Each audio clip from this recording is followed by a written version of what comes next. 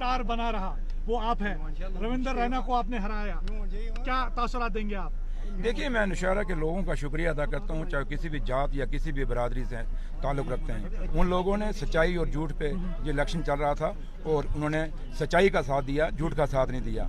और नौशहरा के अंदर जो DIG रजौरी था, पुंछ था, SSP रजौरी था, DC रजौरी था, नौशहरा की एडमिनिस्ट्रेशन थी, SHO नौशहरा के गाड़ी में जाके शराब और पैसा जा रहा था। उसके बावजूद भी लोगों ने दिखाया, नौशहरा के लोगों ने, वो हिंदू डोमिनेटेड कॉन्स्टिट्यूंसी है, उन्होंने दिखाया कि हम ये झूठ पे चलने वाले नहीं हैं, हमें काम दिखाने होंगे। काम बताइए 10 साल में आपने क्या किया? जब काम की बात आती है तो वो गाने शुरू कर देता है, जब काम की बात करने की आती है तो वो हिंदुस्तान और पाकिस्तान करना शुरू करता है, जब काम करने की बारी आती है, लोग सवाल पूछते हैं तो वो हिंदू और मुसलमान करना शुरू करता है, सिख और ईसाई का मसला उठाना शुरू करता है। इसलिए लोगों ने, नौशहरा के लोगों ने पूरे जम्मू कश्मीर में एक मैसेज दिया कि भाई जो प्रदेश अध्यक्ष था बीजेपी का, जो कहता था कि जम्मू कश्मीर में बड़ा कुछ काम हुए हैं, नौशहरा के लोगों ने दिखा दिया कि यहाँ काम नहीं हुए। हमारे घर घर में बच्चे बेरोजगार हैं, हमारे बिजली और पानी के मसले हैं, हमारे हॉस्पिटलों के मसले हैं, खिता पीर पंजाल का जहाँ रेलवे का मसला था, खिता पीर पंजाल का 4 लेन का मसला था, खिता पीर पर में जब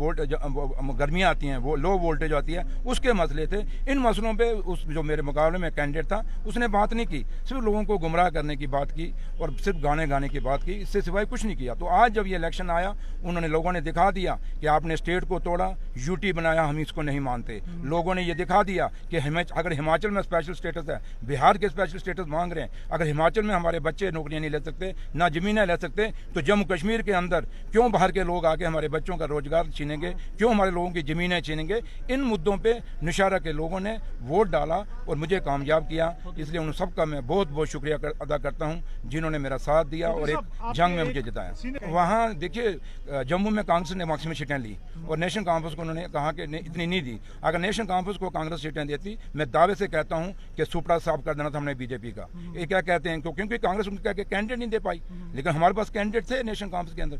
कश्मीर में हमने कैंडिडेट दिए, जीते। और जैसे नौशहरा की सीट थी, यहाँ भी कांग्रेस मांग रही थी, जबकि यहाँ भी अगर कांग्रेस को मिलती तो यहाँ भी जमात जब्त होनी थी। इसलिए ये कांग्रेस के जो फैसले हुए उसके कारण बीजेपी को 29 सीटें मिली हैं। अगर कांग्रेस नेशनल कॉन्फ्रेंस की बात मानती और मेरे लीडर डॉक्टर फारूक और उमर अब्दुल्ला साहब की बात मानते हैं, मैं दावे से कहता हूं जम्मू के अंदर एक सीट इनको नहीं मिलनी थी, क्योंकि जम्मू का व्यापारी दुखी है, जम्मू के लोग दुखी हैं, टोल प्लाजा से दुखी हैं। वहां जम्मू के अंदर आपने देखें सड़कों की क्या हाल है, जो स्मार्ट सिटी बनाई, सारी टाइलों का क्या हाल है, थोड़ी सी बारिश होती है जाम लग जाता है। तो इसलिए लोग वोट डालना चाहते थे, लेकिन लोगों को कैंडिडेट नहीं मिले, जिसके कारण वहाँ नुकसान हुआ। लेकिन ये सवाल आपको कांग्रेस से पूछना चाहिए, क्योंकि मैक्सिमम देखिए, मैं भगवान से यही शुक्रिया अदा करता हूँ कि जो मुझे उन्होंने मुकाम दिया, ये भी मेरे लिए बहुत बड़ा, क्योंकि जिसको मैंने हराया वो जम्मू कश्मीर का भारतीय जनता पार्टी का अध्यक्ष था, प्रदेश अध्यक्ष था, और वो एक चेहरा था जम्मू कश्मीर के अंदर। और उसके हारने का मतलब है कि जम्मू कश्मीर के अंदर लोगों ने बीजेपी की जो झूठी पॉलिसी है उनको एक्सेप्ट नहीं किया। Thank you.